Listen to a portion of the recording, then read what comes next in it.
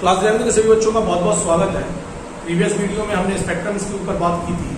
आशा करता हूँ सभी बच्चों को समझ में आया होगा और किसी प्रकार की अगर कोई दिक्कत आई हो तो मुझसे आप कंसल्ट कर सकते हैं। मेरे व्हाट्सएप पे आप आराम से उससे कंसल्ट करने का कार्य कर सकते हैं। आइए हम आज एक नए टॉपिक के ऊपर लेके आए हैं, बोर्ड का परमाणु model, top most important question जो अर्धवार्षिक में और वार्षिक एग्जामिनेशन में बहुत पूछा जाता है। तो आज का जो वीडियो है वो आपके लिए बहुत इंपॉर्टेंट है, इसलिए इसको अच्छे से समझने का काम में करना है। आइए हम वीडियो को स्टार्ट करते हैं। टॉपिक देखते हैं बोर का परमाणु मॉडल। वैज्ञानिक नील्स बोर ने सन 1913 में प्लांक के क्वांटम सिद्धांत का उपयोग करते हुए अपना एक मॉडल प्रस्तुत किया, जिसे नील्स बोर के परमाणु मॉडल के नाम से क्या करते हैं जानते हैं। जिससे संबंधित कुछ नंबर 1 सबसे पहला पॉइंट आता है, परमाणुओं में इलेक्ट्रॉन नाभिक के चारों ओर केवल एक स्थिर वृत्ताकार गोले में घूमने का कार्य करते हैं, जिन्हें हम पूर्ण रूप से कोश के नाम से क्या करते हैं जानते हैं। आपसे कभी कोश की परिभाषा पूछी जाए तो आपको इसी प्रकार से लिखना है कि परमाणु में इलेक्ट्रॉन नाभिक के चारों ओर जिस स्थिर वृत्ताकार गोले में घूमने का कार्य करते हैं उसे हम किसके नाम से, कोश के नाम से क्या करते हैं जानते हैं। इसे स्मॉल एन के द्वारा लिखकर प्रदर्शित करने का कार्य किया जाता है और स्मॉल एन का मान 1, 2, 3, 4 अनंत तक कुछ भी होने का कार्य कर सकता है। एक सम संख्या के रूप में या एक संख्या के रूप में वह उपस्थित रहने का क्या करेगा, कार्य करेगा। दूसरे पॉइंट में आगे लिखा है, एक निश्चित ऊर्जा की स्थायी कक्षा में घूमता हुआ इलेक्ट्रॉन विद्युत चुंबकीय विकिरण का उत्सर्जन नहीं करता, जिससे ऊर्जा की हानि नहीं होती। अतः प्रत्येक कक्षक के इलेक्ट्रॉन की ऊर्जा की मात्रा निश्चित होती है, जिसे ऊर्जा स्तर भी कहते हैं। याद रखिएगा ये परिभाषा बनेगी ऊर्जा स्तर की। तो भैया रदरफोर्ड ने यह कहा था कि रदरफोर्ड के जो मॉडल था उसमें एक दोष था कि कोई भी विद्युत पाया जाने वाला पूर्ण रूप से अगर कोई ऋणावेश है किसी धनावेश के चारों घूमने का कार्य कर रहा है तो उसकी जो ऊर्जा होती है लगातार पूर्ण रूप से धीमे धीमे क्या होती जाती है, कम होती जाती है। और इस अवस्था में पाया जाने वाला जो पूर्ण रूप से इलेक्ट्रॉन है वो कभी ना कभी पूर्ण रूप से नाभिक में आकर गिरने का क्या करेगा, कार्य करेगा। ये पूर्ण रूप से इसके अंतर्गत था। तो भैया नील्स बोर ने इसके अंतर्गत सुधार किया। नील्स बोर ने कहा कि भैया जो पाए जाने वाले पूर्ण रूप से इलेक्ट्रॉन है वह जिस वृत्ताकार कक्षा में गति करने का कार्य करते हैं, पाई जाने वाली उनके इलेक्ट्रॉन की ऊर्जा और पाई जाने वाली पूर्ण रूप से जो कोश की ऊर्जा होती है कैसे होती है, समान होती है। इस अवस्था में पाया जाने वाला पूर्ण रूप से इलेक्ट्रॉन जो है ना तो पूर्ण रूप से ऊर्जा को उत्पन्न करता है ना पूर्ण रूप से ऊर्जा को ग्रहण करने का क्या करता है, कार्य करता है। मतलब ऊर्जा उत्सर्जित नहीं करेगा। जब वो ऊर्जा उत्सर्जित नहीं करेगा तो पाए जाने वाला वह इलेक्ट्रॉन वृत्ताकार पथ पे आसानी से पूर्ण रूप से घूमने का कार्य करता रहता है। इसे हम पूर्ण रूप से पाए जाने वाले किसके नाम से, ऊर्जा स्तर के नाम से क्या करते हैं जानते हैं। और ऊर्जा स्तर को सदैव के एल एम एन के द्वारा हम प्रदर्शित करने का कार्य करते हैं। थर्ड पॉइंट पे आ जाओ। थर्ड पॉइंट देखो इसका। थर्ड पॉइंट है, किसी कक्षक में कोई इलेक्ट्रॉन तब घूमता है जब उसकी कोणीय संवेग का मान प्रमुख रूप से उस कक्षक के पूर्ण गुणित रहने का कार्य करता है। याद रखना, किसी भी कक्षक में कोई इलेक्ट्रॉन तब घूमने का कार्य करेगा जब प्रमुख रूप से पाए जाने वाले उसके कोणीय संवेग का मान उस कक्षक के मान के पूर्ण रूप से कैसा होगा, बराबर होगा। कोणीय संवेग का फॉर्मूला हमने लिखा, m बराबर वी आर बराबर h अपॉन 2 पाई। यहाँ पर प्रमुख रूप से पाए जाने वाला m जो है वह इलेक्ट्रॉन का द्रव्यमान, प्रमुख रूप से पाए जाने वाला v जो है वह इलेक्ट्रॉन का स्पर्शी वेग, h जो है वह प्लांक नियतांक और m जो है वह एक पूर्ण संख्या है जो प्रमुख रूप से पाए जाने वाले 1, 2, 3, 4 अनंत के द्वारा लिखकर प्रदर्शित करने का कार्य इसको किया जाता है। तो यहाँ पे जो n का मान है ना, ये कोश का मान है कि किस कोश के अंतर्गत इलेक्ट्रॉन पूर्ण रूप से घूमने का कार्य कर रहा है। प्लांक नियतांक जो होता है वह पूर्ण रूप से फिक्स होता है और यहाँ पे पूर्ण रूप से इलेक्ट्रॉन का द्रव्यमान m जो होगा इलेक्ट्रॉन का द्रव्यमान और कितने वेग से घूमने का कार्य कर रहा है इसके बारे में बात करेंगे। और जो स्मॉल r है वह इलेक्ट्रॉन की क्या है, त्रिज्या है। इसको हमें विशेष तौर पर याद रखना है। चौथे पॉइंट में आओ, किसी स्थायी वृत्ताकार कक्षक में घूमता हुआ इलेक्ट्रॉन पर दो विपरीत बल जो होते हैं वो कार्य करते हैं, जिन्हें हम प्रमुख रूप से घूर्णन का अकेंद्र बल और अभिकेंद्र बल या स्थिर वैद्युत आकर्षण बल के नाम से क्या करते हैं जानते हैं। इसमें जो पाया जाने वाला प्रमुख जो घूर्णन का अकेंद्र बल है वह इलेक्ट्रॉन को नाभिक की ओर प्रमुख रूप से खींचने का कार्य करेगा, जबकि अभिकेंद्र बल जो होता है वह प्रमुख रूप से पाए जाने वाले इलेक्ट्रॉन को जो पाए जाने वाला अकेंद्र बल जो होता है वह इलेक्ट्रॉन को नाभिक से प्रमुख रूप से दूर ढकेलने का कार्य करता है और अभिकेंद्र बल जो होता है वह प्रमुख रूप से पाए जाने वाले इलेक्ट्रॉन को नाभिक की ओर खींचने का क्या करता है, कार्य करता है। तो याद रखना, अकेंद्र बल का मान जो होता है वह अभिकेंद्र बल के मान के यदि बराबर है तो इलेक्ट्रॉन वृत्ताकार कक्षक में आसानी से प्रमुख रूप से घूमने का कार्य कर सकता है। और यदि अभिकेंद्र बल बढ़ा या अकेंद्र बल बढ़ा तो प्रमुख रूप से पाए जाने वाला इलेक्ट्रॉन जो होगा या तो नाभिक में आकर मिलेगा या नाभिक में जिस कोष में घूमने का कार्य कर रहा है उस कोष को छोड़कर प्रमुख रूप से बाहर की तरफ क्या करेगा, कार्य करेगा। तो कोई भी प्रमुख रूप से पाए जाने वाला इलेक्ट्रॉन होता है नाभिक में आकर मिलने का कार्य नहीं करता, क्योंकि इसके पाए जाने वाले अपकेंद्र बल और अभिकेंद्र बल। अपकेंद्र बल मतलब जो प्रमुख रूप से पाए जाने वाले इलेक्ट्रॉन को दूर की ओर ढकेलने का कार्य करता है, केंद्र से दूर की ओर रखेगा। और अभिकेंद्र बल वह बल जो प्रमुख रूप से पाए जाने वाले इलेक्ट्रॉन को अपनी ओर आकर्षित करने का क्या करेगा, कार्य करेगा। अगर अभिकेंद्र बल और अपकेंद्र बल का मान प्रमुख रूप से कैसा है, बराबर है, तो याद रखिएगा पाए जाने वाला इलेक्ट्रॉन जो होता है वो कभी भी प्रमुख रूप से नाभिक के अंदर मिलने का कार्य नहीं करता, वह स्पष्ट वृत्ताकार कक्षाओं के अंतर्गत से गति करने का कार्य करता रहेगा। इसको याद रखना। चलिए और टॉपिक थोड़े से देख लेते हैं।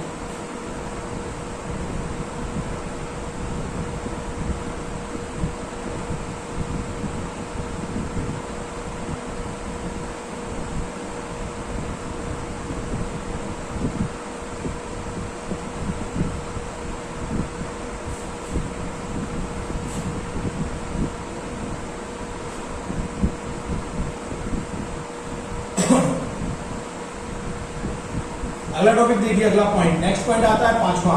जब एक इलेक्ट्रॉन एक ऊर्जा स्तर से दूसरी ऊर्जा स्तर में जाता है तो वह ऊर्जा को अवशोषित करता है। इस अवस्था को हम उत्तेजित अवस्था के नाम से जानते हैं। इसी प्रकार जब इलेक्ट्रॉन उच्च ऊर्जा के स्तर से निम्न ऊर्जा स्तर पर आने का कार्य करता है तो ऊर्जा को उत्सर्जित करने का क्या करता है, कार्य करता है। इस अवस्था को इलेक्ट्रॉन की अनुत्तेजित अवस्था अर्थात निम्न अवस्था के नाम से क्या करते हैं, जानते हैं। यदि हम यह मान लें कि पाए जाने वाला प्रमुख रूप से इलेक्ट्रॉन पहले कोष के अंतर्गत ई ऊर्जा से घूमने का कार्य कर रहा और वह प्रमुख रूप से E2 के अंतर्गत जाने का कार्य करता है, तो अगर हम प्रमुख रूप से पाए जाने वाले उत्सर्जित होने वाली या अवशोषित होने वाली ऊर्जा का मान निकालें तो डेल्टा E बराबर हो जाएगा E2 माइनस E1। मतलब कितनी अधिक ऊर्जा प्रमुख रूप से उसने ग्रहण की कि वह अपने कोष को छोड़कर किसी दूसरे कोष के अंतर्गत चला गया, और कितनी कम ऊर्जा को प्रमुख रूप से उसने ग्रहण किया कि पाए जाने वाले दूसरे कोष को छोड़कर पहले अपने स्वतः अपने स्थायी कोष में आने का क्या किया, कार्य किया। तो डेल्टा E का जो मान होता है अवशोषित ऊर्जा या उत्सर्जित ऊर्जा का मान होता है तो डेल्टा E बराबर E2 माइनस E1 होता है। देखो इस चीज को मैं आपको थोड़ा सा और डिटेल से समझा देता हूँ। ये जैसे मान लीजिए कि प्रमुख रूप से पाया जाने वाला हमारा परमाणु का नाभिक, ये नाभिक के चारों ओर प्रमुख रूप से पाया जाने वाला एक वृत्ताकार कक्षा, ये दूसरी वृत्ताकार कक्षा। सपोज दैट मान लीजिए कि हमारा प्रमुख रूप से पाया जाने वाला इलेक्ट्रॉन जो है वह इस कक्षक के अंतर्गत गति करने का कार्य है। अब हम ये चाहते हैं कि ये जो प्रमुख रूप से पाया जाने वाला हमारा इलेक्ट्रॉन है ना, ये इलेक्ट्रॉन प्रमुख रूप से इस कक्षक को छोड़कर इस कोष को छोड़कर एल में चला जाए, के को छोड़कर एल में चला जाए, तो हम इसको क्या करेंगे, ऊर्जा प्रदान करने का कार्य करेंगे। जब इसको ऊर्जा प्रदान करेंगे तो ऊर्जा को अवशोषित करेगा, और अवशोषित की गई ऊर्जा के आधार पर यह प्रमुख रूप से क्या करेगा, अवशोषित की गई ऊर्जा के आधार पर यह प्रमुख रूप से अपने स्थायी कोष को छोड़कर दी गई ऊर्जा के आधार पर प्रमुख रूप से पाए जाने वाले नए कोष के अंतर्गत प्रवेश करने का क्या करेगा, कार्य करेगा। इसमें क्या किया, इसमें पाए जाने वाला प्रमुख रूप से इलेक्ट्रॉन ने के को छोड़कर प्रमुख रूप से कहां चला गया, एल में चला गया। इस अवस्था को प्रमुख रूप से इलेक्ट्रॉन की उत्तेजित अवस्था कहते हैं। और जब प्रमुख रूप से इलेक्ट्रॉन से ऊर्जा प्राप्त हो जाती है, इलेक्ट्रॉन की ऊर्जा को कम कर दिया जाता है, इलेक्ट्रॉन पुनः अपने स्थायी कक्षक के अंतर्गत प्रमुख रूप से वापस आने का क्या करेगा, कार्य करेगा। जब ये पुनः वापस आएगा तो इस क्रिया में प्रमुख रूप से ऊर्जा को इलेक्ट्रॉन क्या करेगा, त्याग देगा। जब इलेक्ट्रॉन ऊर्जा को त्यागने का कार्य करेगा तो यह प्रमुख रूप से अपनी उच्चतम अवस्था को छोड़कर निम्नतम अवस्था या स्थायी अवस्था में वापस आने का क्या करता है, कार्य करता है। सपोज दैट मान लो कि पहले कक्षक की ऊर्जा E1 थी और दूसरे की प्रमुख रूप से पाई जाने वाली ऊर्जा का मान E2 था, तो हमें यह पता करना है कि इलेक्ट्रॉन ने कितनी ऊर्जा को ग्रहण किया कि वह उत्तेजित अवस्था में चला गया, और इलेक्ट्रॉन ने कितनी ऊर्जा को त्यागा कि वह अपनी उच्चतम अवस्था को छोड़कर निम्नतम अवस्था में आ गया। तो हम क्या करेंगे, एक सूत्र लगाएंगे, डेल्टा E बराबर कुल ऊर्जा निकाल रहे, कुल ऊर्जा का मान प्रमुख रूप से क्या हो जाएगा, E2 माइनस में E1। इससे हम प्रमुख रूप से इस फॉर्मूले के द्वारा इलेक्ट्रॉन की प्रमुख रूप से ऊर्जा प्राप्त कर लेंगे कि कितनी अधिक ऊर्जा को प्रमुख रूप से उसने ग्रहण किया और कितनी कम ऊर्जा को प्रमुख रूप से, कितनी ऊर्जा को त्याग कर वह पुनः अपनी स्थायी अवस्था के अंतर्गत या स्थायी कक्षक के अंतर्गत आने का क्या करता है, कार्य करता। चलो अगला टॉपिक देखो, अगला टॉपिक देखो, अगला पॉइंट, नेक्स्ट पॉइंट आ जाओ। लिखा है ऊर्जा उत्सर्जन के फलस्वरूप प्राप्त उत्सर्जन स्पेक्ट्रम निश्चित आवृत्ति की रेखाओं में बनता है, जिसके कारण प्रमुख रूप से सिद्ध होता है कि परमाणु जो होता है वह रेखीय स्पेक्ट्रम के निर्माण का क्या करता है। जब इलेक्ट्रॉन ऊर्जा को उत्सर्जित करने का कार्य करेगा तो प्रमुख रूप से बनने वाला जो स्पेक्ट्रम होगा वो कैसा होगा, रेखा के रूप में प्राप्त होने का कार्य करेगा। रेखीय स्पेक्ट्रम मैंने आपको प्रीवियस वीडियो में बताया था, एक ऐसा स्पेक्ट्रम जिसमें पाई जाने वाली प्रमुख रूप से दो रंग वाली रेखाओं के बीच में अंधकार उपस्थित रहने का कार्य करता है। इसको आप प्रमुख रूप से पाए जाने वाले रेखीय स्पेक्ट्रम के नाम से जानते हैं। तो जब भी पाए जाने वाला इलेक्ट्रॉन ऊर्जा को उत्सर्जित करने का कार्य करता है तो पाया जाने वाला यह इलेक्ट्रॉन रुकता है, किस स्पेक्ट्रम का निर्माण करता है, रेखीय स्पेक्ट्रम के निर्माण का कार्य करता है। इस कथन के द्वारा यह सिद्ध हो जाता है कि परमाणु जो होता है वो रेखीय स्पेक्ट्रम के निर्माण का कार्य करता है, सतत स्पेक्ट्रम के निर्माण का कार्य नहीं करता। बोर के परमाणु मॉडल की सीमाएं या इनके दोष के बारे में बात कर लें। आज का लास्ट टॉपिक है हमारा। चलो, पहला पॉइंट आता है, यह सिद्धांत बहु इलेक्ट्रॉनिक परमाणु के स्पेक्ट्रम की व्याख्या नहीं करता।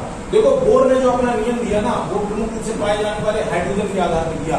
एकल जो प्रमुख रूप से पाए जाने वाले परमाणु हैं उनके ऊपर प्रमुख रूप से ये नियम काम करता है। ऐसे परमाणु जो प्रमुख रूप से बहुत से इलेक्ट्रॉन को धारण करने का कार्य करते हैं, इनके ऊपर यह नियम काम नहीं करता। दूसरा, बोर के सिद्धांत के अनुसार उच्च ऊर्जा वाले कक्षकों से निम्न ऊर्जा वाले कक्षकों में संक्रमण पर एक स्पेक्ट्रमी रेखा बनती है।